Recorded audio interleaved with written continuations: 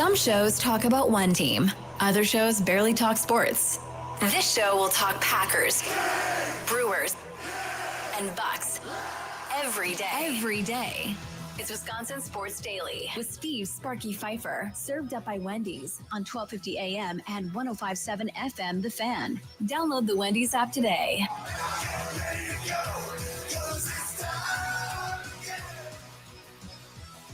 All right, so you heard Ryan Wood of the Green Bay Press Gazette before the break when he joined us. He joins us every Friday at 2:40, and you'll hear him after the Packer game on the Green Bay Football post-game show, as well as Tommy Wirtz and myself. So he had mentioned Micah Parsons talking about his career against Joe Flacco and how he's never sacked Joe Flacco? Wait, what?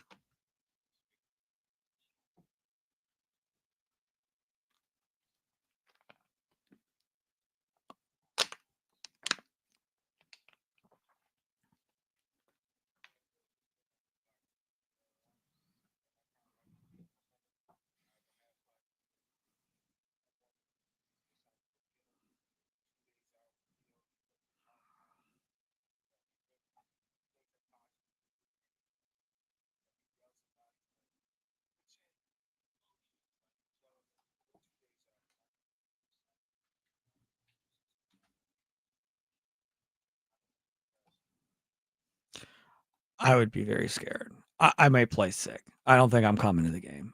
I'm sick. Like, got a stomach bug, coach. I've been on the toilet all morning. I can't get off. I can't even get to my car because I might go in my pants. Just going to stay on the toilet all day. I'm not coming. So tell our boy Dylan Gabriel that it's all him. Mason Dirt wants to play. Cool. They both can play. Rotate possessions. I ain't going to be there, I tell you, Charlie Houston, if I'm Joe Flacco. No, I don't think Joe Flacco cares. Joe Flacco wants a payday, baby. That's the only reason he's still playing football right now, man. If I heard that, I want my life. Screw the money. I ain't going to die on Sunday. I don't know, man. People take dives for money all the time, baby. Nope. Not going to happen. He chose to sign with the Cleveland Browns. He chose to re-sign with this team and come back here and be basically the scapegoat until one of these guys is ready behind that. This is involved in that, and I think he understands what he's doing. He's 40 years old. This is a guy that does not have to play football anymore. He could go do insurance, be a car salesman, and make money off that just by his name alone in Baltimore. He doesn't have to do this. He knows what he's doing. He signed up for this. He did sign up for this, and he's a guy that always wants to start, doesn't want to hear about being a backup. That's not how he's wired. That's always been the thing with Flacco. He always believes he should be starting, which is fine. Right? I mean, man's got a Super Bowl ring. Man got paid a lot of money. I completely understand that. Do you know how much Joe Flacco has made in his career? Charlie User, take a guess. $60 million. 60? Yeah. Keep going. More than that. How much more than that? Like 100 million? Probably not that much. 100 million? Yeah. More than that. Really? Keep coming. 160 mil. Keep on coming. 200? Oh, more than 180 million. If you put into Google Joe Flacco total career earnings, it says Joe Flacco's amassed over 180 million in career earnings according to SpotTrack. Remember, after he did what he did in Baltimore in that Super Bowl, he cashed in for a big contract. That's right. Yeah. I just didn't think like the quarterback pay boom came that early. I guess is what I was thinking. A significant portion of his earnings came from his long tenure with the Ravens, including a record-setting contract in 2013 and a $60 million signing bonus in 16. That's where the hell that money is. $60 million. Dude, he made $60 million on a signing bonus. That's pretty nuts. That's crazy. You got a good agent over there, Joe. Yeah, well, again, but you have that ring, man, right? Changes everything. Kind of changes everything, how you're viewed and everything else. So there goes Joe Flacco. I do want to get into this thing with Tua last night. Before we get to the rest of the day, because it's a lot of Packers and fantasy football at 420. Brewers, Cardinals in St. Louis. Got the leadoff show, powered by the Potawatomi Sportsbook with our guy Tommy Wirtz. Possibly Drew Wagner in studio, I saw on a text message. So that's coming up tonight, 6 to 7. Would you rather they clinch in St. Louis, the Padres, or when they come home? I don't want to wait till they come home for the Reds. I'm not up for that. In my world, I want to clinch on their field. I want to celebrate in their clubhouse. That's what I want. The Cardinals, hell yes. If I can't celebrate at home and I don't get to celebrate in front of the trader, I want to make dang sure we celebrate in St. Louis. All the heartbreak that Matheny and LaRussa and those guys caused us, and all those fans and ha, Brewers, nice try. The Cardinals were the Packers forever. Like, we could never get past the damn Cardinals. And we were like the Vikings, who were good enough to be second, good enough to be in the playoffs, but could never get over the hump to go to the World Series while they continuously did. Yes, if they can't celebrate in Milwaukee or at Wrigley, St. Louis, third best option. I'm all about it. Clinch this weekend, please. I was going to disagree with you, and then I thought about it. I hate the Cardinals too. I think everybody hates the Cardinals. So yeah, I think it'd be next best behind celebrating at home is to celebrate in St. Louis. Obviously, the first choice is to celebrate at home. Yeah, I think I you get always that. want to. Yeah, but to do it in St. Louis, in front of all those fans, and those fans, they think they know baseball. They think they made the game of baseball in St. Louis. So to do it in front of them, to crush them, and I would assume that field is going to be filled with Brewers fans, right? Probably, yeah. People are going to travel for that, yeah. Let me just say, if you've never been, man, it is beautiful. If you're looking for things to do, DM me. I'll give you things to do. I've been to St. Louis a couple of times. I've been there for, back in the day, Gary Ellerson and myself had this deal with Ram trucks. And we got to go down there and do like this pregame party with Ram trucks or whatever else, and then go to the game and the whole deal, and drove down there. Mike Clements and I drove down together. So that was the first time I was down there for the Dome for the Rams. Then I was down there another time for a Cardinals game, a couple of Cardinals games with some friends of mine. That was fun. That was at New Busch. Was that year one of the new? No. It was the last year of the old stadium. That's what it was. We went the last year of the original Busch Stadium to say that we were in the original Busch Stadium. So we went then, and then we went a couple summers ago when my 18-year-old had his baseball team played in St. Louis. And that was the first time the rest of the family had ever been there. There's so much stuff to do. And even though I don't like the Cardinals, it's a fun town, man. It is such a fun town. There's so many cool things to do in St. Louis. So, and then like everything up and around the Cardinals and the Landing, I think it's called, with all the bars and the restaurants and all that stuff in St. Louis too. So if you're like, I don't know if I want to go all the way to St. Louis, and you're trying to debate whether or not you want to go there and be there when they clinch, the other thing is Cardinal fans may cheer you because you're clinching it over the Cubs, who they hate. They may be actually kind of happy that you're clinching it and the Cubs aren't winning in some weird, twisted way at the end of the day. But I'm just saying, if you're debating going, you have the funds, you have nothing going, and you're looking for something fun to do and a little, off the cuff, get in the car and go. You will have an absolute blast for a couple of days. They're going to clinch one of these. There's 3 games. So you're not going to make it tonight, but they can't clinch tonight. Matching number's 4. But you could still get there by tomorrow and have a chance to clinch on Saturday or Sunday. I think Cardinals fans would not be cheering this only because I think they've had good enough of a season to be disappointed with the outcome of this season for their team. I think the only way you cheer for like a situation like that is if your team sucks. Like if you're a Pirates fan and you really don't want to see the Brewers win for some reason, you'd be cheering on the Cardinals a little bit, I think. But that's because the Pirates have nothing else to cheer for in their season. The Cardinals fans had something to cheer for a little bit there, man. And then it ended like this. It's too bad. I'm really so heartbroken. Yeah. No, I'm not really heartbroken at all.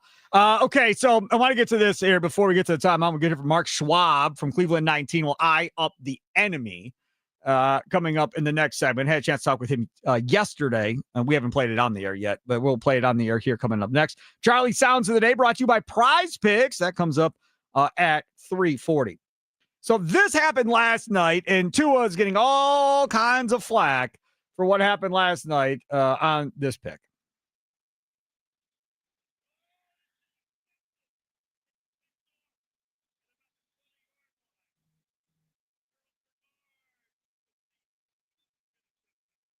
So what was so special about that why he's getting yelled at? So if you were watching the play there, Jalen Waddle runs this little in route, a little curl hook in the middle of the field there. It's pretty well covered by the outside linebacker until he starts reading the running back. So he starts moving towards the running back, running a little out route in the flat there.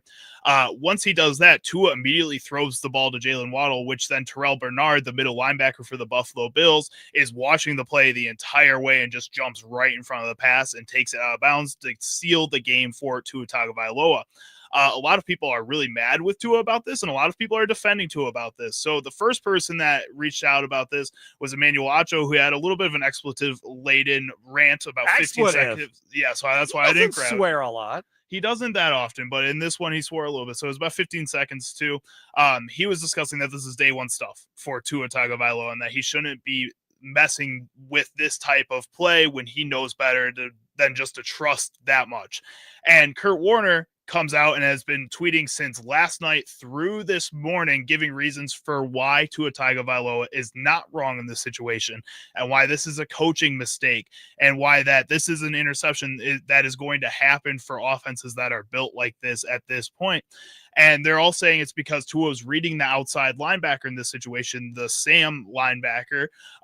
And with that play, Tua Tagovailoa should have been able to also read the middle linebacker. The problem is that he didn't read the middle linebacker in a situation like this. And because of that, people are giving credit to the defense like Kurt Warner for their ability to watch film and their ability to keep up with the offensive game plan in this situation. But again, other people like Emmanuel Acho are saying that he should have read the middle linebacker first and that the outside linebacker was not the main priority in this situation. Which brought me to my question that I brought up with you before the show here. Do defenses deserve credit for some of the things quarterbacks get blamed for in today's NFL? And I might be a little bit sympathetic here because I am a fan of the Chicago Bears, and Caleb Williams gets blamed for a lot, especially so far this season. Holding on the ball too long, all that stuff. And I think there's situations where with young quarterbacks, especially players like Caleb Williams, and I think Tua Tagovailoa is a little past that young quarterback moniker there. He should be a little bit better. He's shown us that he can be better in situations like this in past seasons. But at the same time, when there are so many other NFL quarterbacks, NFL legends like Kurt Warner going to bat for a guy like Tua Tagovailoa in this situation, I guess brings me back to a question we had at the beginning of last NFL season. Are the defenses getting better or are the offenses getting worse? And I think right now we are seeing defenses get better.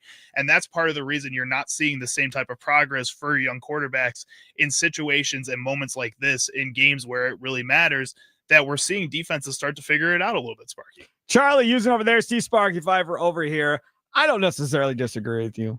I mean, if you look, a lot of times a quarterback drops back, gets to the back and throws the ball, and the receiver is just starting the break.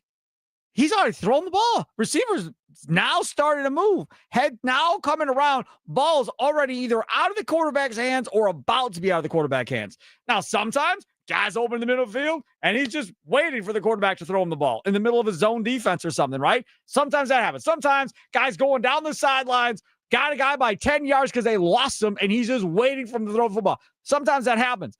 But the good quarterbacks will make those anticipation throws that you hear so many guys on TV talk about, and that is anticipating a guy making a break and making that throw and getting him a football.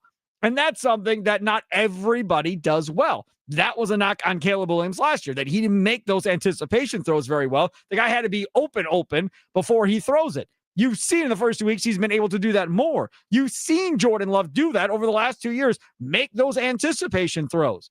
So that's what's expected is the thing right now. And when Tua's been in the league as long as he has and makes decisions that, you're right, defenses deserve credit for, I agree, but the expectation level of that cat is much higher than maybe a Dylan Gabriel or Shedeur Sanders or something like that. You're an NFL quarterback making a lot of damn money. You're expected to be better.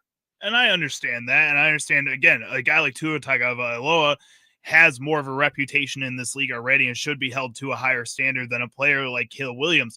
But the problem is when you have a head coach like Mike McDaniel in this situation, who is such a controller over that offense. He is the one scripting out these plays. He's the offensive mastermind that's supposed to be in these situations, making a Tua Tagovailoa look right. This looks like it was a situation that McDaniels made him look wrong. And I think that is the problem that a lot of people are looking over here, is that Tua is just doing what his coach is telling him to do. That was clearly, if the outside linebacker goes and even moves with that running back, Right. you throw immediately to that curl route. That's what the play is. That's what the plan is. And I know Tua should be a little bit better than that. But when defenses are this well prepared for your offense as a head coach, you have to be able to make audibles as well. And when Tua is a guy who's been on and off the field with different injuries and has different levels of confidence, it feels like every single season, he's relying on his head coach a lot more. A guy like Jordan Love is relying on his head coach a lot in Matt LaFleur to help him out in these situations. And that's what makes him more confident as a player than later on. Tua doesn't have that same type of relationship, and because he's not on the field all the time, doesn't have that same type of physical capability that I think people would have expected, which is a problem for Mike McDaniel to figure out, not really for Tua to figure out. Mike McDaniel's going to get fired. That doesn't work out. And then Tua's going to get somebody else to deal with going forward. His press conferences are so bad. Like, he just looks like a tool sometimes. Yeah, he's just a very awkward dude. All right, coming up next, Mark Schwab, Cleveland 19 sports anchor, will eye up the enemy. Talk about this Packer-Browns game coming up on Sunday. We'll have the Green Bay football postgame show immediately following that one. Don't forget, speaking of football, Monday Night Football at Potawatomi Sportsbook. I'll be down there starting at 6 o'clock. We'll have trivia. We'll have autograph stuff to give away, jersey to give away, fan merchandise to give away. Come hang out, watch Monday Night Football. It's Baltimore and Detroit. We'll have some fun from 6 o'clock till about halftime. I'll be hanging out with everybody. If you want to come hang out, and we talk about our new lineup, right? We talk about the new lineup here on the Fan as well, starting on Monday morning at 6 a.m. with Inside Wisconsin Sports with Trevor Thomas and Josh Albrecht. And then, of course, 9 to noon with Kuhn, self-explanatory, John Kuhn, here on the Fan airwaves for the first time. Hosting a show coming up on Monday along with Rami Makloff, longtime Fan host, longtime producer Brandon Snide. We reeled him in to the Fan studios as well. That was a big get, so happy to have Brandon Snide on board. Then noon to 2, the foundation of the station, Mason Crosby Show, along with Mitch Thunder Nellis, brought to you by Verizon. They're on from noon to 2, and then we're here from 2 to 5. That's all coming up on Monday. It's Wisconsin Sports Daily, served up by Wendy's, live from the 1250 AM 105.7 FM, the Fan Studios, powered by the Potawatomi Sportsbook. Sparky here. Time now for your fan weather forecast, brought to you by Utke Heating and Cooling. 76 degrees. Sunny skies out right now as we look through the night. Rain is in the forecast later tonight, not till like 9, 10 o'clock, based on what I'm looking at here on my phone. So keep your eyes open for that later on tonight if you're out doing stuff, whether it be sitting on a patio, maybe having a bonfire. It might get rained on at some point. Low tonight, 63.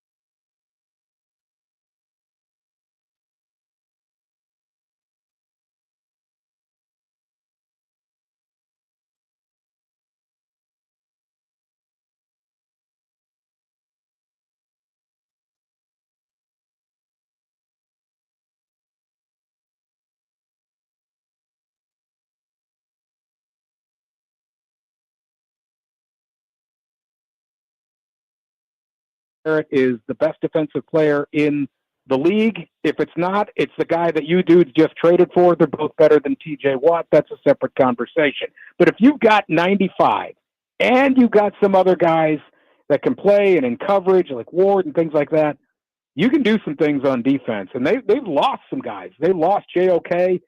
He broke his neck, a broken bone in his neck last year, didn't play the rest of the year. They've decided he's going to miss all of this season.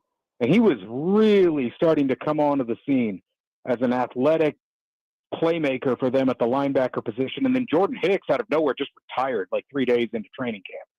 So despite those losses and the loss of Martin Emerson, one of their corners, the defense has played well. And you're right. If you get in a dogfight with them where now that your offense is stuck in the mud and this is a one-score game and 95 turns it on, you can be in for a very bad experience because Myles Garrett can absolutely wreck you. No doubt. I totally agree with you on that. No argument for me there. You already said earlier that you're picking Cleveland. This was the game that you picked early on in the schedule. We have a connection between Cleveland and Milwaukee as well. As we all know, Jimmy Haslam, owner of the Browns, part owner of the Milwaukee Bucks. I was none too happy when that all came out and that he was coming to Milwaukee. And as of right now, it hasn't been train wreck bad by any stretch. We've still been hanging in there doing okay. But I got to know, man, like, obviously I'm more in tune with Chicago with 670 to score and that train wreck of an organization for the Bears. And they get all the heat for their quarterback misfortunes and everything else. But what about Cleveland? Like, how do you all get yourself out of this funk? I've been working on it since 1993. The Browns released Bernie Kosar in 1993, and they've never had a franchise quarterback since. Vinny Testaverde wasn't bad for them in like 94, and then they left in 95, but Vinny wasn't anything great. Baker is a whole separate conversation. He was great for like 1 year. There was a lot of stuff going on there. People point to Odell's dad's video. There was more than that. I think I've heard stuff that some of the guys in the locker room, he had lost them. His act was wearing thin. He's a different guy now in Tampa than he was here.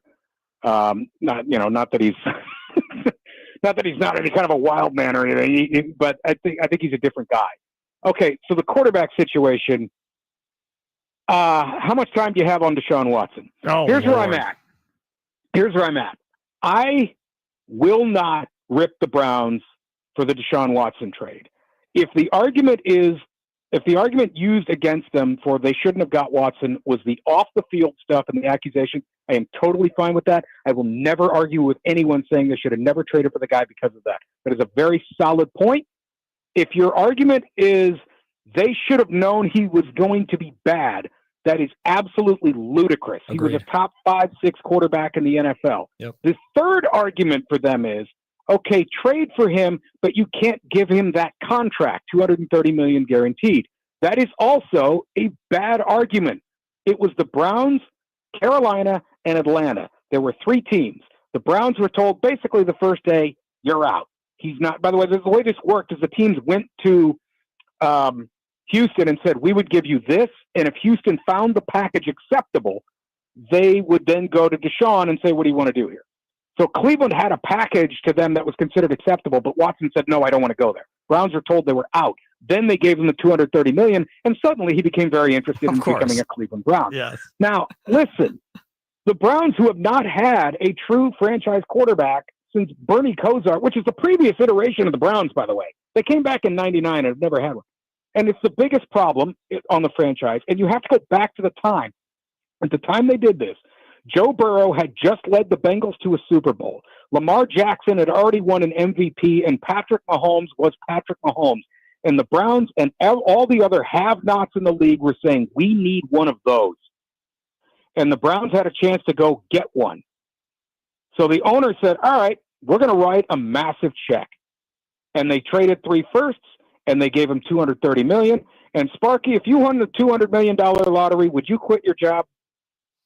Maybe. I might just buy a radio station and run it myself. But yeah. Okay. Well, yeah. In other words, that's something you and Deshaun Watson might have in common. Because as soon as he got that money, he went from a top 5-6 quarterback in the league to a bottom 5-6 quarterback in the league. I cannot rip the Haslams for that. They spent the money. They made a completely absurd offer to get this guy when it comes to what they gave up financially and the draft capital it required to do it. You cannot rip that ownership, as far as I'm concerned, for not trying and not. I don't know what else he could have done. It hasn't worked out. It hasn't worked out, and I don't know when it gets worked out.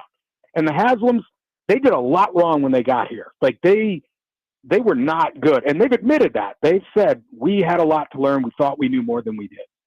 The franchise has its issues. I do believe anytime a franchise just does not have a quarterback and they just look stupid, a lot of it goes back to ownership and this. Fix the quarterback, it fixes everything. I don't know if you remember, the Saints were considered one of the biggest buffoon organizations ever in the NFL, and Tom Benson was considered a joke. They got Drew Brees, and everything changed. Literally everything, because they got Drew Brees and the head coach, and they did what they did. And suddenly no one thought of the Saints as the dumbest organization or one of the worst. Fix the quarterback, and it fixes a ton. I realize I'm talking to a Packer fan base that's had a franchise quarterback since like 1991, when Brett Favre came off the bench to beat my Bengals, by the way. Yes. I remember listening to that game on the radio. I was watching it. But yep. This is this is quarterback hell.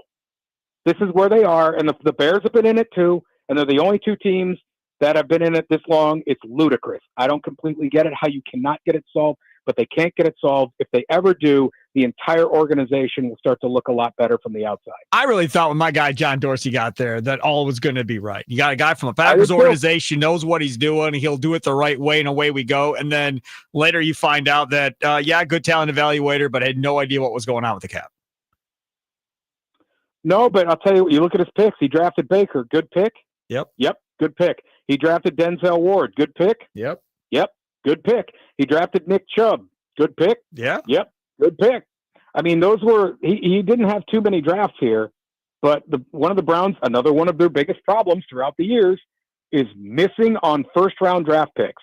They didn't miss much with Dorsey here. He picked the talent. What happened after that? And Baker's kind of a long conversation, but yeah, he at least identified talent in the draft and got guys here. Mark Schwab, he's my guy, a sports anchor at 19 News in Cleveland. Follow him on Twitter at Mark Schwab. Mark, thanks so much for coming on, man. I appreciate it. It's always fun, dude. Thanks. Always fun time with Mark Schwab. I talked to him yesterday, recorded that off the air. Hope you enjoyed it. He joined us there on the Fan Guest Hotline, powered by Gruber Law. One call, that's all. Let's sign up about our fine folks over there at Wendy's. If you love Wendy's classic chocolate and vanilla Frosty flavors, there's some big news. They're all new Frosty Swirls and now Frosty Fusions. It's the same creamy treat you've always loved. Now they flavor refresh. So what are these new flavors? Okay, well, we got the Frosty Swirls, strawberry, brownie batter, and caramel, and the Frosty Fusions. Oreo brownie, caramel crunch, which is like pieces of toffee, and Pop-Tart strawberry, which our guy Charlie Usen over there said you put that with vanilla ice cream and you're good. Strawberry shortcake, Sparky. Oh, it's so good. That makes sense. Mm-hmm. So clock in for sweet treat time with Wendy's. All new Frosty flavors, a refresh on a classic. It's got to be Wendy's. Charlie Sounds of the Day coming up next. Brought to you by Prize Picks. Top 3 clips from around the world of sports. We'll find out what he has straight ahead. Wisconsin Sports Daily served up by Wendy's. Live from the 1250 AM and 105.7 FM The Fan studios. Powered by the Potawatomi Sportsbook. Sparky here.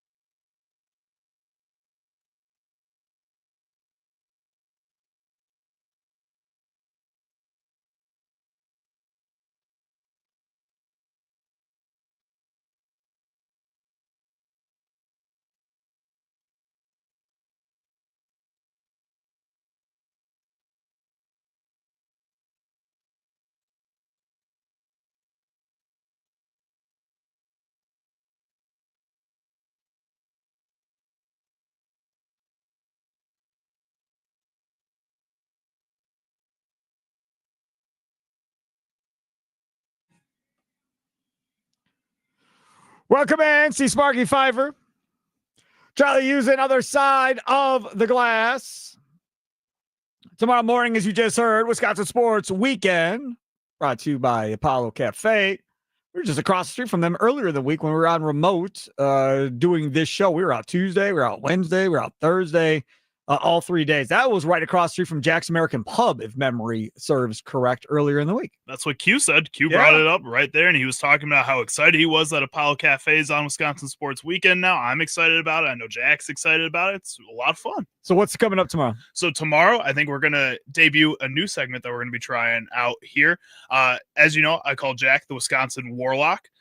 So I want him to get more into that kind of warlock mindset here because he's got to age by like 20 years, 30 years he's at least. Wise. He's supposedly supposed to be one of the best fantasy football minds. He'll tell everybody if you ask him that. In the building. Man, I lost one of the best March Madness minds in the building.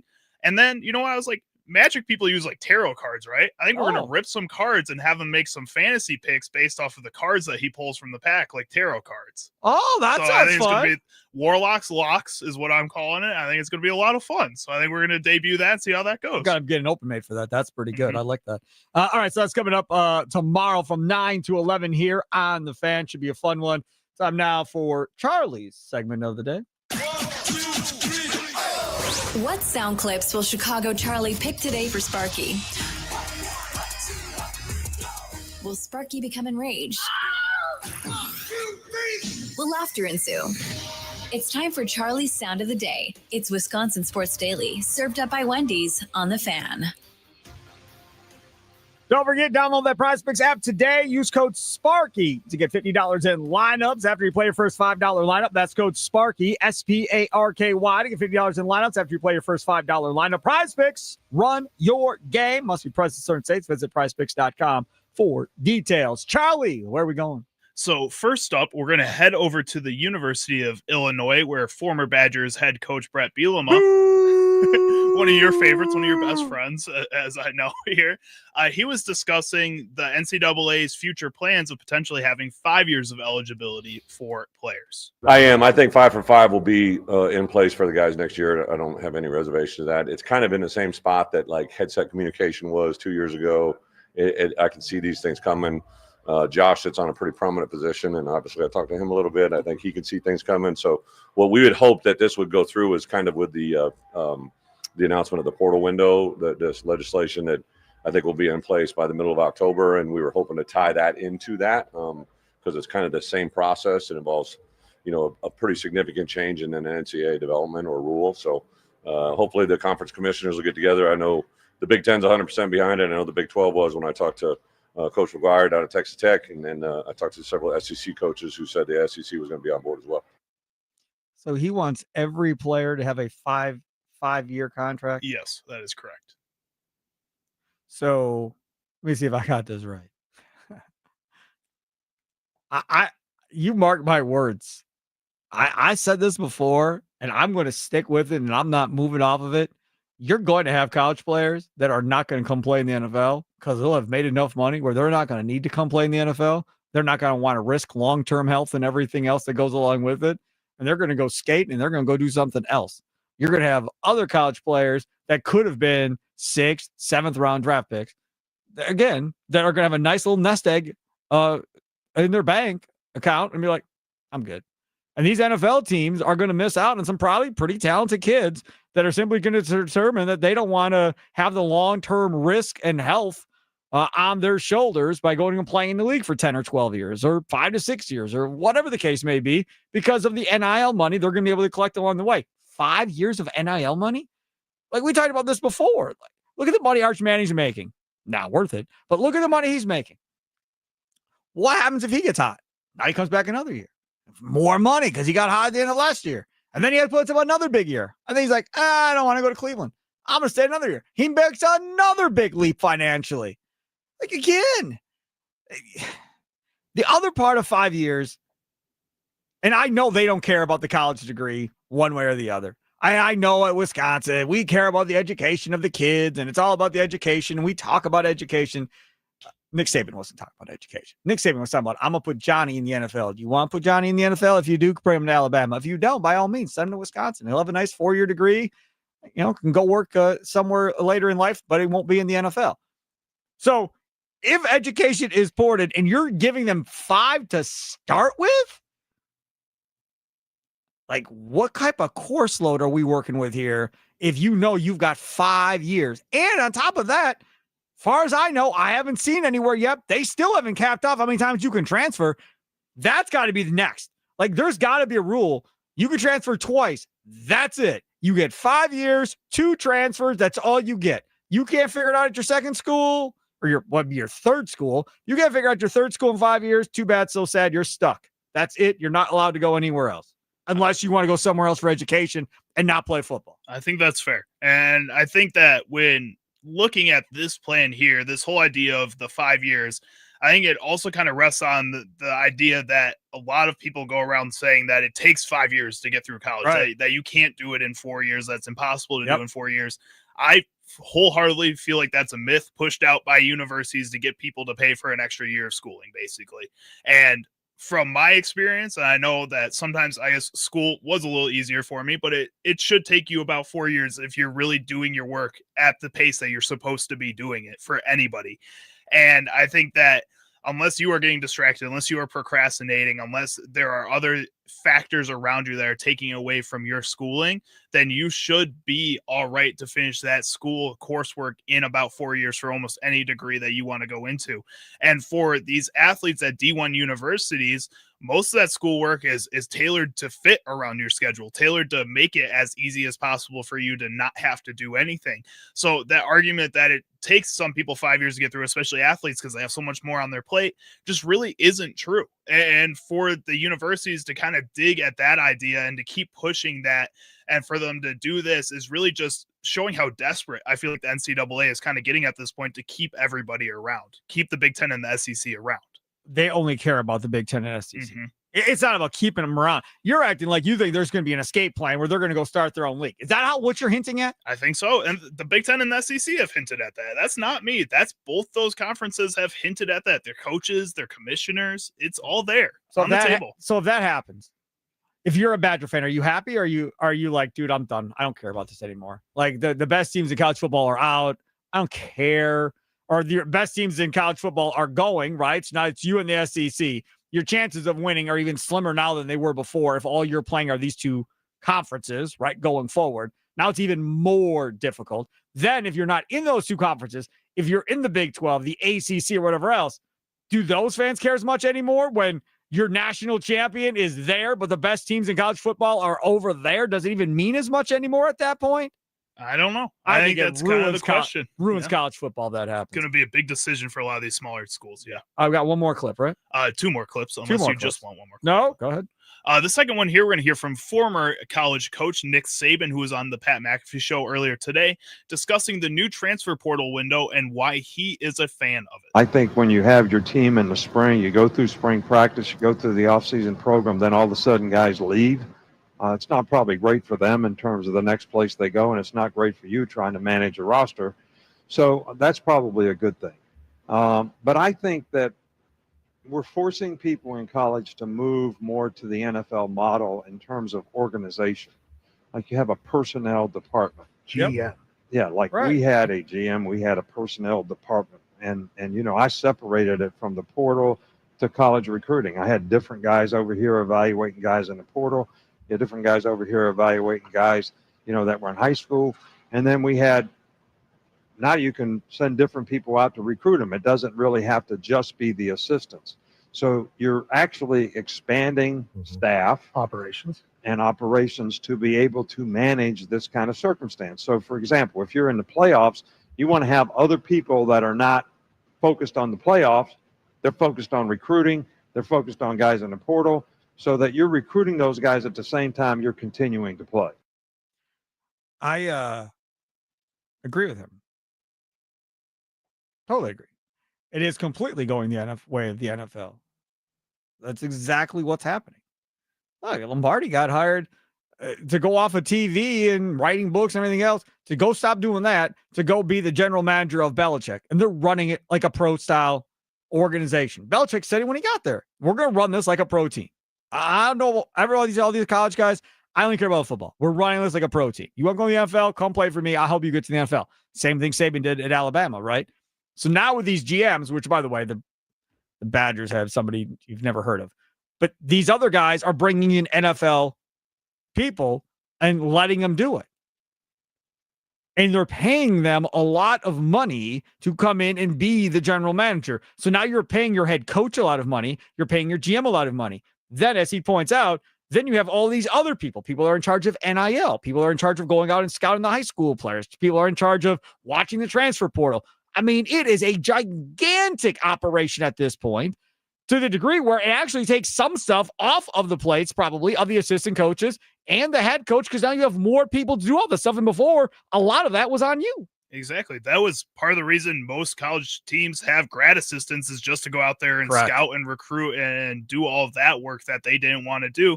Now you just have people that are assigned to that, and you have these large teams outside of your actual team just doing everything for you, and the coach can just focus on football, and that's all he wants to worry about in that situation. Last up here, we're going to head over to the Colin Cowherd podcast, where Josh Pate, CFB analyst, was on the show, and he was discussing which 2 jobs he would love to have as a college football head coach if he were given the opportunity to go anywhere. If you don't have a lot of players in your state, you generally don't have a good program. If I said to you, top 5 programs, all things considered, where are you? You're going to think I'm joking with you, but Kentucky football would be the job that I would want to take. Mark Stoops makes close to $10 million a year. The goal there is to win 7 games. It's in rural Kentucky. You can be there forever. He's got a massive buyout. That guy figured it out. Now, if you do want to compete for a national championship, the answer is the University of Georgia. Georgia, for a long time, I grew up there. Georgia, like, good was the enemy of great, and they were just good. It was pretty good. It was kind of good. They were never bad enough for a firing to happen. They were never good enough to win a title, and the rest of the SEC was so happy with Georgia being like that. And finally, it got to a tipping point. I really think Saban and, to an extent, Urban Meyer turned the heat up in the SEC enough to where Georgia made a move. So Kentucky, if I don't want to win a title, Georgia, if I do want to win a title, would be my 2 answers. What say you, Charlie? I think Kentucky was an interesting one.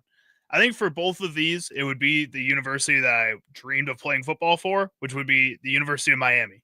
Living down in Miami, being a part of that history of the University of Miami. I mean, that's just, again, the dream. You get to play in an NFL stadium every Saturday. The only problem with that is you don't have the same kind of job security that you would at a University of Kentucky, as you've seen with the University of Miami over the past few years. Guys get fired really fast at a school that has a history like that. And if you're not performing up to that, then it's going to be a rough ride for you.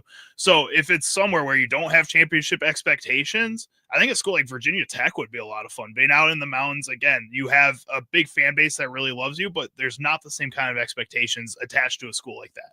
All right, so if I want to win a title, y'all are going to laugh at me. Texas. There's a ton of money, a huge talent base, everything else. I know they haven't been able to figure it out with all these damn coaches that have been down there, but Texas. Because there's going to be expectations at Georgia. There's expectations at Alabama. There's expectations at LSU. You're in that SEC now because moronic realignment. But still, for me, Texas, I guess, is where I'm going if I want to try and win a championship. Now I get to pick where I want to go. If you don't care about winning a championship, if you just care about being comfortable, basically. Montana State. The Grizzlies. I believe that are the Grizzlies, right? Yeah, I think so. Bozeman. Is that Bozeman, Montana? Montana State? Let me see here.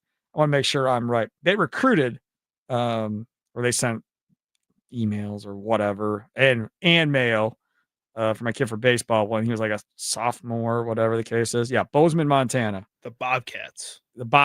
Yeah, that's what it is.